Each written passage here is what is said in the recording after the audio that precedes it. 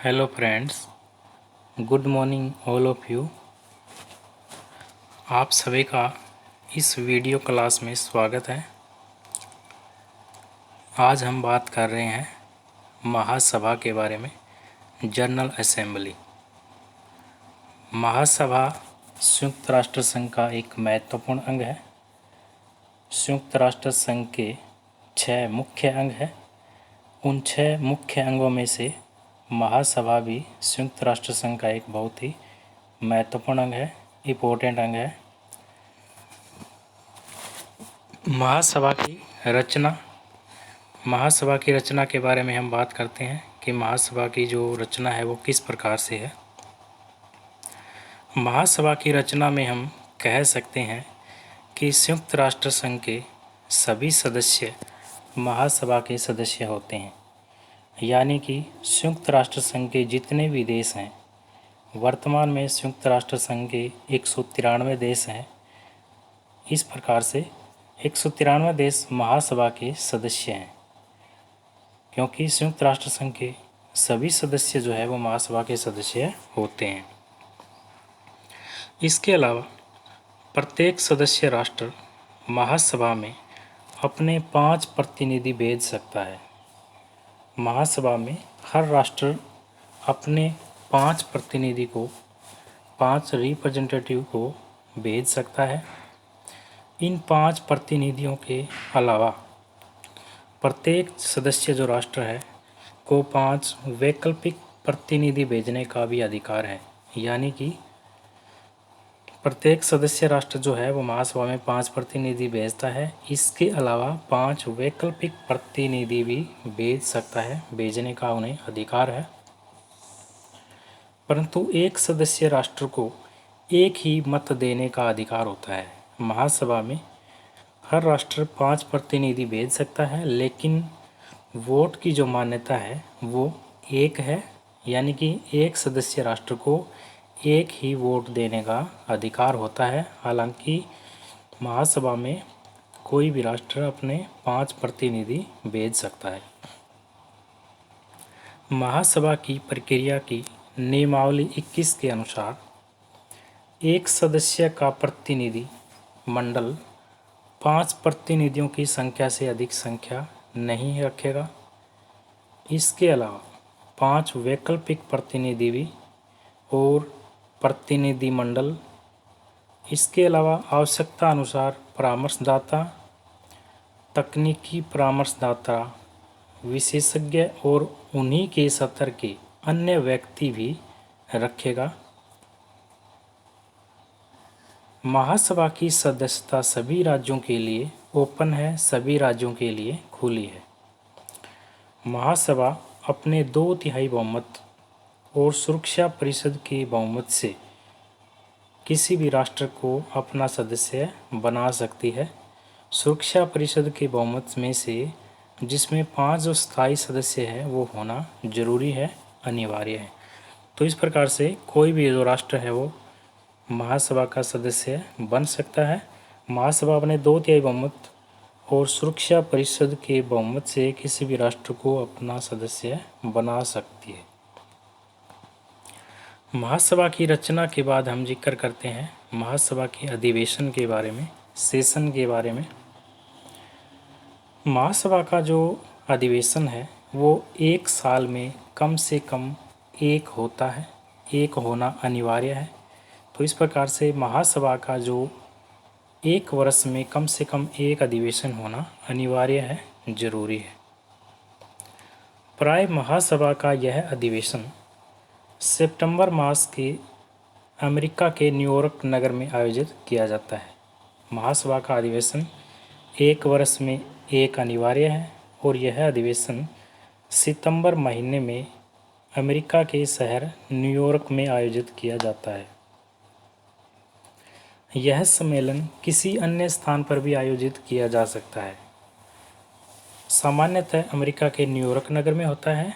इसके अलावा अन्य स्थान पर भी आयोजित किया जा सकता है। इसके कई अधिवेशन जो है वो फ्रांस की राजधानी पेरिस में भी आयोजित किए गए हैं। महासभा के कई अधिवेशन फ्रांस की राजधानी पेरिस में भी आयोजित किए गए हैं। आवश्यकता पड़ने पर इसके विशेष अधिवेशन भी आयोजित किए जा सकते हैं। महासभा अथवा सुरक्षा परिषद यदि अपने बहुमत से अनुरोध करे तो संयुक्त राष्ट्र का महासचिव महासभा का विशेष सम्मेलन आयोजित कर सकता है, परंतु इसके लिए 15 दिनों को पूर्व सूचना देना आवश्यक है। 15 दिन पहले सूचना देना अनिवार्य है। आपातकालीन स्थिति में भी सुरक्षा परिषद के 9 सदस्यों या महासभा के साधारण बहुमत द्वारा अनुरोध करने पर 24 घंटे में इसका विशेष आपातकालीन अधिवेशन भी आयोजित किया जा सकता है। उदाहरण के लिए 1956 में रूस के हंगरी में हस्तक्षेप के समय सम्मेलन आयोजित किया गया। 1958 में लेबनान की समस्या के विषय में भी सम्मेलन आयोजित किया गया। 1960 में कांगो के विषय में भी विशेष अधिवेशन आयोजित किया गया था। 1971 में भारत पाक युद्ध के समय और 1990 में इजराइल से अरब क्षेत्र खाली करवाने के विषय में भी महासभा के जो विशेष अधिवेशन है वो आयोजित किए गए थे। तो इस प्रकार से महासभा का जो अधिवेशन है वो साल में एक बार होना अनिवार्य है और यह अधिवेशन सितंबर महीने में होता है और अमेरिका के न्यूयॉर्क में आयोजित होते हैं। यह सम्मेलन जो है किसी अन्य स्थान पर भी आयोजित किए जा सकते हैं, जैसे कि फ्रांस की राजधानी पेरिस में भी आयोजित किए गए हैं। महासभा का अध्यक्ष प्रेसिडेंट ऑफ जनरल असेंबली प्रति वर्ष सामान्य अधिवेशन के लिए महासभा अपना अध्यक्ष निर्वाचित करती है। महासभा अपना एक अध्यक्ष निर्वाचित करती है। अध्यक्ष के अतिरिक्त 4 देशों से उपाध्यक्ष भी निर्वाचित किए जाते हैं। एक अध्यक्ष के अलावा 4 उपाध्यक्ष भी निर्वाचित किए जाते हैं। अध्यक्षों की अनुपस्थिति में अधिवेशन की अध्यक्षता उपाध्यक्ष ही करते हैं। महासभा के अध्यक्ष का निर्वाचन एक औपचारिक मात्र होता है और प्रत्येक वर्ष किसी देश के प्रतिनिधि को साधारणतः निर्विरोध निर्वाचित कर लिया जाता है, परंतु महासभा के 36वें सम्मेलन के आरंभ के समय 2 देशों के प्रतिनिधियों में से लॉटरी द्वारा एक को महासभा का अध्यक्ष निर्वाचित किया गया था और यह सम्मेलन 16 सितंबर 1981 को आरंभ हुआ। इराक के प्रतिनिधि इस्मत टी किदयानी और बांग्लादेश के प्रतिनिधि ख्वाजा मोहम्मद कैसर ने इस पद के लिए चुनाव लड़ा था और दोनों को 73 मत प्राप्त हुए। निर्वाचन का निर्णय लॉटरी द्वारा किया गया। इससे पूर्व संयुक्त राष्ट्र की महासभा के अध्यक्ष का चुनाव 1962 में हुआ था। उस समय पाकिस्तान के प्रतिनिधि जफसल खां ने श्रीलंका के प्रतिनिधि माला शेखर को पराजित करके यह पद प्राप्त किया था। तो इस प्रकार से महासभा में एक अध्यक्ष और 4 उपाध्यक्ष होते हैं। अध्यक्ष के बाद हम बात करते हैं निर्णयों के बारे में कि महासभा कौन कौन से विषयों पर निर्णय लेती है। संयुक्त राष्ट्र के चार्टर में अंकित महत्वपूर्ण विषयों का निर्णय साधारण महासभा के द्वारा लिया जाता है। संयुक्त राष्ट्र संघ के चार्टर के अनुच्छेद 17 के अनुसार महत्वपूर्ण विषय इस प्रकार है जिन पर महासभा के द्वारा निर्णय लिए जाते हैं, जिनमें अंतर्राष्ट्रीय शांति और सुरक्षा के विषय में सिफारिश करना शामिल है। महासभा अंतर्राष्ट्रीय शांति और सुरक्षा से संबंधित विषय पर निर्णय लेती है। इसके अलावा आर्थिक और सामाजिक परिषद के सदस्यों का निर्वाचन करना हो, उन विषयों पर भी महासभा के द्वारा निर्णय लिए जाते हैं कि आर्थिक और सामाजिक परिषद के सदस्यों का चुनाव करना। आर्थिक और सामाजिक परिषद भी संयुक्त राष्ट्र का एक मुख्य अंग है। इसके अलावा न्यास परिषद के सदस्यों का निर्वाचन करना है। न्यास परिषद भी ट्रस्टीशिप काउंसिल जो है वो भी महासभा का संयुक्त राष्ट्र संघ का एक मुख्य अंग है। इसके अलावा सुरक्षा परिषद के अस्थायी सदस्यों का निर्वाचन करना। सुरक्षा परिषद में 10 जो अस्थायी सदस्य हैं उनका निर्वाचन किया जाता है। इस पर निर्णय भी महासभा के द्वारा लिए जाते हैं। और सुरक्षा परिषद जो है यह भी संयुक्त राष्ट्र संघ का एक बहुत ही महत्वपूर्ण और पावरफुल अंग है, जिसे विश्व का पुलिसमैन भी कहा जाता है। संयुक्त राष्ट्र में नए सदस्यों का प्रवेश करना है। संयुक्त राष्ट्र संघ में वर्तमान में 193 देश हैं और 193वां देश है वो दक्षिणी सूडान है, जो कि 11 अप्रैल 2011 में शामिल हुआ। तो संयुक्त राष्ट्र में इसके अलावा और नए सदस्यों का प्रवेश जो है इस पर निर्णय भी महासभा के द्वारा लिया जाता है। संयुक्त राष्ट्र में किसी सदस्य का निलंबन करना है। पहले से अगर कोई सदस्य है उसकी सदस्यता का निलंबन करना है, इस बात पर निर्णय भी महासभा के द्वारा लिए जाते हैं। सदस्यों के अधिकारों एवं विशेषाधिकारों का स्थगन भी से संबंधित निर्णय महासभा के द्वारा लिए जाते हैं। महासभा के निर्णयों के बाद हम बात करते हैं महासभा की समितियों के बारे में। महासभा से संबंधित अनेक समितियां हैं, अनेक कमेटियां हैं। यह सभा अपना कार्य जो है वो समितियों के द्वारा ही संपन्न करवाती है, इसलिए महासभा द्वारा समितियों का निर्माण किया जाता है। पहले प्रत्येक विषय पर समिति में विचार विनिमय किया जाता है और फिर महासभा में समिति की रिपोर्ट के आधार पर विचार विनिमय किया जाता है। महासभा की जो मुख्य समितियां हैं वो इस प्रकार से है। महासभा से संबंधित अनेक समितियां हैं, अनेक कमेटियां हैं, जिनमें मुख्य समितियां हैं, मेन कमेटी है। मुख्य समिति के अलावा प्रक्रियात्मक समितियां भी है। प्रक्रियात्मक समितियों के साथ साथ स्थायी समितियां और स्थायी समितियों के बाद तदर्थ समितियां भी शामिल है। इस प्रकार से महासभा की समितियों में मुख्य 4 समितियां हैं, जिनमें मुख्य समिति, प्रक्रियात्मक समिति, स्थायी समिति और तदर्थ समिति शामिल है। मुख्य समितियों द्वारा मूल विषयों पर विचार विमर्श किया जाता है। प्रक्रियात्मक समितियां कार्य संचालन के विषयों पर विचार विमर्श करती है। स्थायी जो समितियां हैं, स्थायी समितियों के द्वारा अविरत विषयों पर विचार विमर्श किया जाता है, कंटेनिंग विषयों पर विचार विमर्श किया जाता है। तदर्थ समितियों का गठन समय समय पर विशेष कार्यों के लिए किया जाता है। तदर्थ नाम से स्पष्ट है, एडॉप कमेटी, यानी कि कार्यों की अधिकता होने पर इनका गठन किया जाता है। तो तदर्थ समितियों का जो गठन है वो समय समय पर विशेष कार्यों के लिए किया जाता है और कार्य समाप्त हो जाने पर समितियां भंग हो जाती है, तदर्थ समिति भंग हो जाती है। तो महासभा से संबंधित अनेक समितियां हैं। इन समितियों का जो संक्षिप्त वर्णन है वो इस प्रकार से है। सबसे पहले हमारी जो पहली समिति है वह है मुख्य समिति, मेन कमेटी। इन समितियों का गठन महासभा के प्रत्येक अधिवेशन में किया जाता है। मुख्य समितियों का गठन महासभा के प्रत्येक अधिवेशन में किया जाता है। महासभा का जो अधिवेशन है वो साल में एक बार होना अनिवार्य है। अभी हमने देखा अधिवेशन के बारे में। तो मुख्य समितियां, इन समितियों का गठन महासभा के प्रत्येक अधिवेशन में किया जाता है। महासभा के सदस्यों को ऐसी प्रत्येक समिति में प्रतिनिधित्व का अधिकार प्राप्त होता है। इन समितियों द्वारा महासभा द्वारा सौंपे गए विषयों पर विचार विनिमय किया जाता है। इन समितियों का गठन विषयों के आधार पर किया जाता है। अलग अलग विषयों से संबंधित कमेटियों का गठन किया जाता है। ये मुख्य 6 प्रकार की समितियां होती हैं, यानी कि मुख्य समितियों में भी क्या है, 6 प्रकार की समितियां हैं, जिनमें शामिल है राजनीतिक एवं सुरक्षा समिति।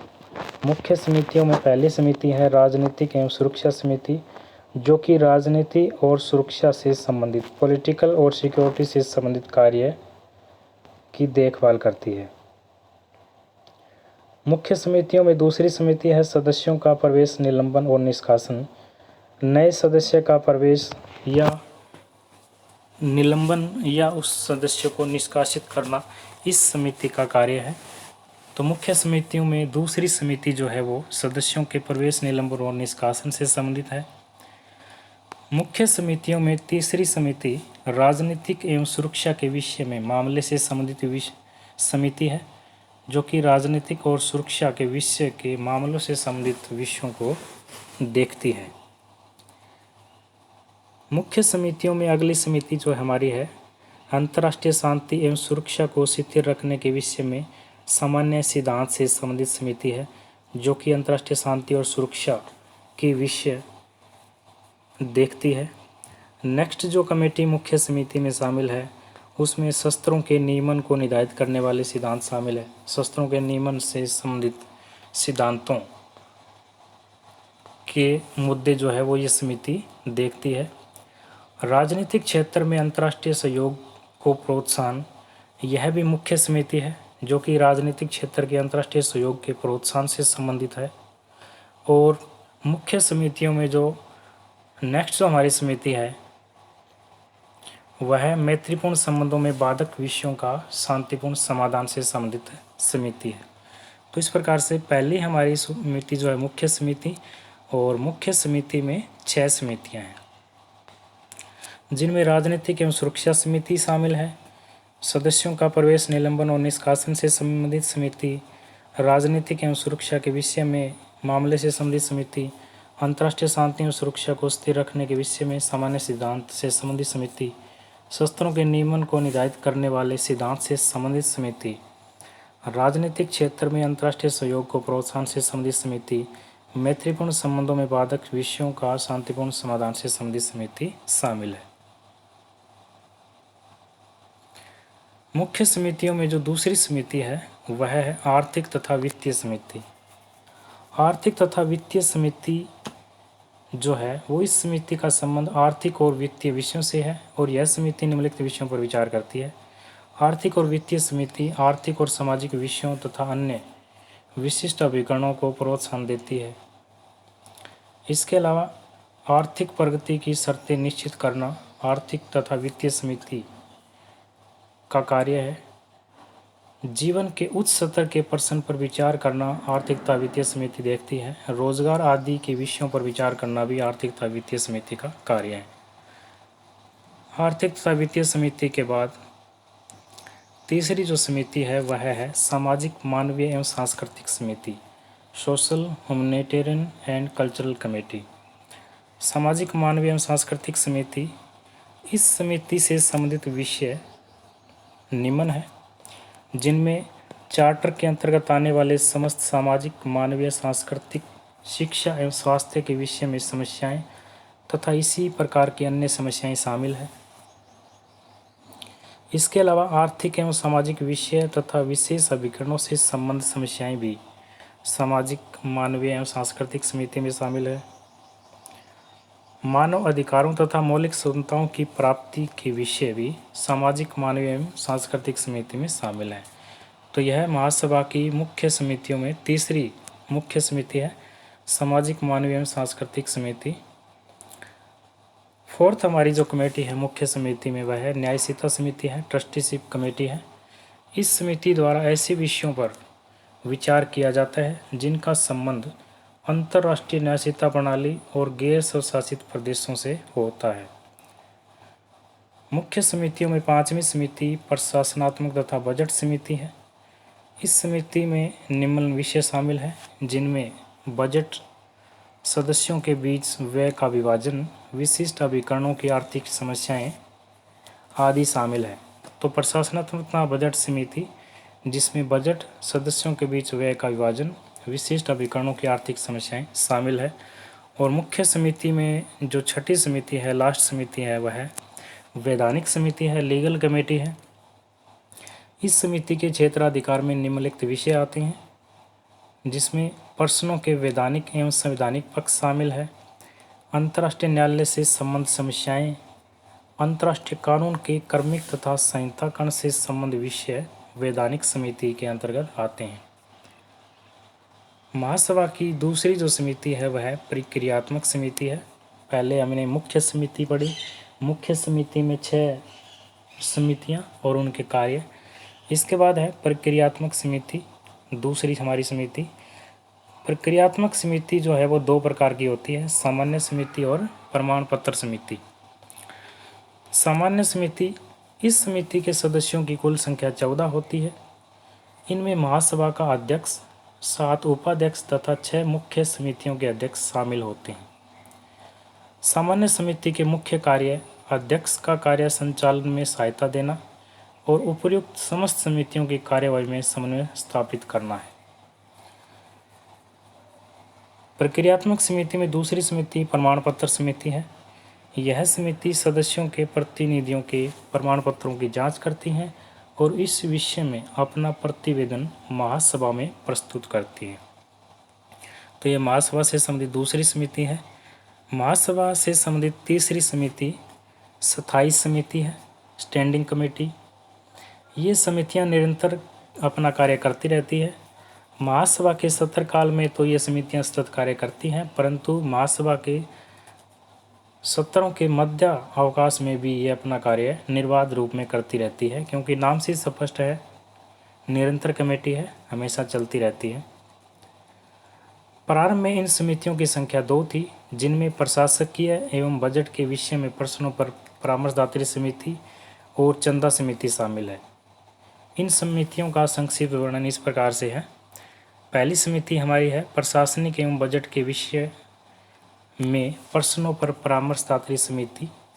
इस समिति में 9 सदस्य होते हैं। इन 9 सदस्यों में 2 वित्तीय विशेषज्ञ भी शामिल किए जाते हैं। इसके सदस्य 3 वर्ष के लिए निर्वाचित किए जाते हैं। इस समिति का मुख्य कार्य संयुक्त राष्ट्र के बजट की विशेष जांच करना है। इसके अतिरिक्त यह प्रशासकीय तथा बजट के विषय में प्रश्नों पर महासभा को परामर्श भी देती है। दूसरी जो समिति है वह चंदा समिति है, कमेटी ऑन कंट्रीब्यूशन है। इस समिति के कुल सदस्यों की संख्या 7 है। इन सदस्यों का निर्वाचन 3 वर्ष के लिए किया जाता है। इसका मुख्य कार्य व्यय के विभाजन तथा इसी प्रकार की अन्य प्रश्नों का विचार विनिमय करना है। यहाँ यह वर्णनीय है कि प्रारंभ में स्थायी समितियाँ की संख्या केवल 2 थी, परंतु वर्तमान समय में इनकी संख्या 8 है और 2 समितियों में प्रशासकीय एवं बजट के विषय में प्रश्नों पर परामर्शदात्री समिति और चंदा समिति शामिल है। महासभा की जो चौथी समिति है वह तदर्थ समिति है, एडॉप कमेटी है। तदर्थ समितियों का गठन किन्हीं विशेष कार्यों के लिए किया जाता है। इसका गठन महासभा अथवा उसको समितियों में से किसी द्वारा किया जा सकता है।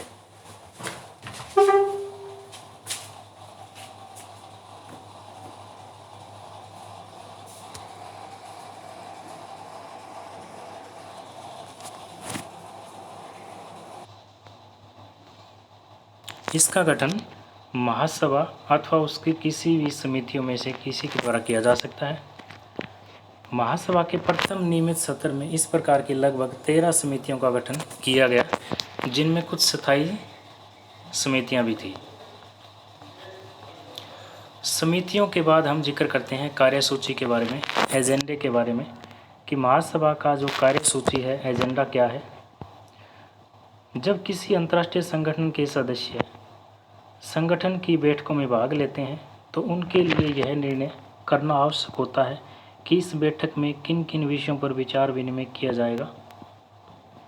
जिन विषयों पर बैठक में विचार विनिमय किया जाना हो उनके सामूहिक रूप से कार्यसूची की संज्ञा दी जाती है। महासभा की कार्यसूची संयुक्त राष्ट्र के महासचिव द्वारा तैयार की जाती है। इस कार्यसूची में सामान्यतः निम्न क्रम में विषय अंकित किए गए हैं, यानी कि महासभा की कार्यसूची में निम्न कार्य शामिल है, जिनमें संयुक्त राष्ट्र के कार्यों के विषय में महासचिव का वार्षिक प्रतिवेदन, संयुक्त राष्ट्र के अन्य अंगों और विशिष्ट अभिकरणों के प्रतिवेदन, महासभा द्वारा गत अधिवेशन में शेष रहे विषय, अन्य मुख्य अंगों द्वारा प्रस्तावित विषय, संयुक्त राष्ट्र के सदस्यों द्वारा प्रस्तावित विषय, आगामी वित्त वर्ष का बजट तथा गत वित्त वर्ष का लेखा प्रतिवेदन शामिल है। महासचिव द्वारा प्रस्तुत विविध आवश्यक विषय महासभा के सत्र के प्रारंभ होने के कम से कम 7-8 दिन पूर्व कार्यसूची संयुक्त राष्ट्र के सदस्यों में बांट दी जाती है। यदि अधिवेशन में सदस्यों का बहुमत किसी नए विषय पर अपनी सहमति प्रदान कर देता है तो उस विषय को भी कार्यसूची में जोड़ा जा सकता है। महासभा के विधि नियमों में यह व्यवस्था है कि यदि किसी नए विषय को कार्यसूची में सम्मिलित कर लिया जाता है तो विषय को कार्यसूची में सम्मिलित करने वाली तिथि के 7-8 दिन बाद तक कोई विचार विनिमय नहीं किया जा सकता, जब तक महासभा के 2/3 सदस्य इस प्रकार का निर्णय नहीं करते हैं। तो इस प्रकार से कार्यसूची जो है महासभा की कार्यसूची में ये विषय शामिल है। इसके बाद मतदान प्रणाली, वोटिंग प्रोसीजर। महासभा की जो मतदान प्रणाली है वो किस प्रकार से है। महासभा में मतदान का वर्णन चार्टर के अनुच्छेद 18 में किया गया है। इस अनुच्छेद में निम्नलिखित 3 व्यवस्थाएं की गई है। महासभा के प्रत्येक सदस्यों को एक ही मत देने का अधिकार होगा। महत्वपूर्ण प्रश्नों या विषय के संबंध में महासभा के निर्णय उसके उपस्थित और मतदान में भाग लेने वाले 2/3 सदस्यों द्वारा लिए जाएंगे। जिन महत्वपूर्ण प्रश्नों पर निर्णय 2/3 बहुमत द्वारा लिए जाएंगे उन प्रश्नों और विषयों को अनुच्छेद 18 में भी अंकित कर दिया गया है। इसके अलावा अनुच्छेद 18 में अंकित विषयों को छोड़कर से सभी विषयों के संबंध में निर्णय महासभा के उपस्थित और मतदान में भाग लेने वाले सदस्यों के साधारण बहुमत से लिए जाते हैं। यदि महासभा ने किसी विषय को महत्वपूर्ण विषय का स्थान देना हो तो इस बात का निर्णय महासभा के उपस्थित एवं मतदान में भाग लेने वाले सदस्यों के सामान्य बहुमत से ही किया जाता है। यदि महासभा द्वारा किसी विषय को महत्वपूर्ण विषय की सूची में शामिल कर लिया जाता है तो ऐसे विषय के संबंध में निर्णय महासभा के उपस्थित एवं मतदान में भाग लेने वाले 2/3 सदस्यों के बहुमत से ही लिया जाता है। तो इस प्रकार से मतदान प्रणाली महासभा की। इसके अतिरिक्त अनुच्छेद 19 में यह व्यवस्था है कि संयुक्त राष्ट्र के जिस सदस्य ने अपने वित्तीय अनुदान का भुगतान नहीं किया है वह महासभा में मतदान में भाग नहीं ले सकता, परंतु यदि महासभा संतुष्ट हो कि संबद्ध सदस्य देश उसके नियंत्रण से बाहरी अवस्थाओं के कारण अपनी राशि या चंदे का भुगतान करने में असमर्थ है तो महासभा संबद्ध देश की मतदान में भाग लेने की आज्ञा दे सकती है।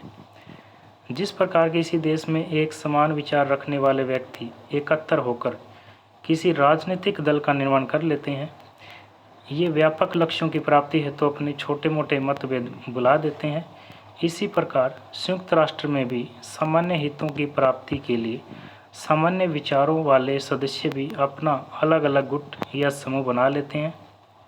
संयुक्त राष्ट्र की महासभा में ऐसे समूह आम देखे जा सकते हैं। संयुक्त राष्ट्र के सदस्य जब महासभा की बैठकों में भाग लेने के लिए मुख्यालय में पहुंचते हैं तो विभिन्न प्रकार की राजनयिक वार्ताएं विभिन्न समूहों में आरंभ हो जाती है।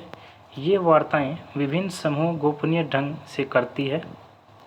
इन वार्ताओं में विभिन्न गुट उस बात का निर्णय करते हैं कि महासभा की बैठक में विभिन्न प्रश्नों पर होने वाले मतदान में उनका व्यवहार क्या होगा। महासभा के प्रस्तावों में राज्य के 4 वर्गों का उल्लेख होता रहता है। ये गुट या समूह इस प्रकार से हैं जिनमें लैटिन अमेरिका राज्य, अफ्रीकी एशियन राज्य, पूर्वी यूरोपियन राज्य तथा पश्चिमी यूरोपियन राज्य शामिल हैं। प्राय संयुक्त राष्ट्र के सदस्य महासभा में अपने अपने समूह के आधार पर ही मतदान करते हैं। तो इस प्रकार से आज की इस वीडियो में हमने महासभा के बारे में जानकारी हासिल की।